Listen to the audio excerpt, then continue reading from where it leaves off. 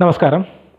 ഇന്ന് നമ്മളിവിടെ പ്രതിപാദിക്കുന്നത് ചില സന്ദർഭത്തിൽ ചില രോഗികൾക്ക് ഇതുപോലെ പ്രഷർ കൂടാറുണ്ട്, BP.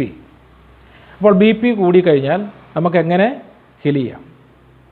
അപ്പോൾ BP കൂടിയ ഒരാൾക്ക് BP കുറയ്ക്കാൻ അതിനുവേണ്ടി ചെയ്യേണ്ടത്, ഒന്നാമതായിട്ട് നമ്മൾ ചെയ്യേണ്ടത് മണിപൂരക ചക്രം.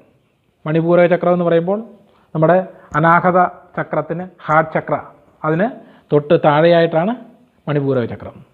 അപ്പോൾ മണിപൂരക ചക്രത്തിൽ നമ്മൾ ഹീൽ ചെയ്യുക. അതിന് ശേഷം സ്വാധിഷ്ഠാന ചക്രം, മണിപൂരക ചക്രത്തിന് താഴെയായി തൊട്ട് താഴെ സ്വാധിഷ്ഠാന ചക്രം. എന്നാൽ സ്വാധിഷ്ഠാന ചക്രത്തിന് നമ്മൾ ചെയ്യുമ്പോൾ ശ്രദ്ധിക്കേണ്ട കാര്യം, അത് ഫ്രണ്ടിൽ നിന്നല്ല, അത് പുറകുവശത്തായിട്ടാണ് ഹീൽ ചെയ്യേണ്ടത്. അതുപോലെ തന്നെ പിന്നെ ചെയ്യേണ്ടത് കിഡ്നികൾക്ക്, 2 കിഡ്നികൾക്കും ഹീൽ ചെയ്യണം. അതായത് നമ്മൾ അടിവയറിൻ്റെ 2 വശങ്ങളിലായിട്ട് ഹീൽ ചെയ്യുക. അപ്പോൾ ഇതാണ് നമ്മൾ ഈ BP കൂടിക്കഴിഞ്ഞാൽ BP കുറയുന്നതിന് വേണ്ടിയിട്ടാണ് ഇങ്ങനെ ഹീൽ ചെയ്യേണ്ടത്. ഇനി BP കുറവാണ്, അത് കൂട്ടണം.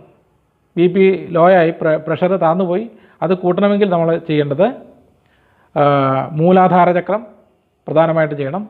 മൂലാധാര ചക്രവും അതുപോലെ തന്നെ കാൽമുട്ടുകൾ, ഈ 2 പോയിൻറ്റുകളിൽ ശരിക്ക് ഹീൽ ചെയ്ത് കഴിഞ്ഞാൽ അത് താഴ്ന്നു പോയ ആ പ്രഷർ ഉയർത്തിക്കൊണ്ടുവരാൻ സാധിക്കും.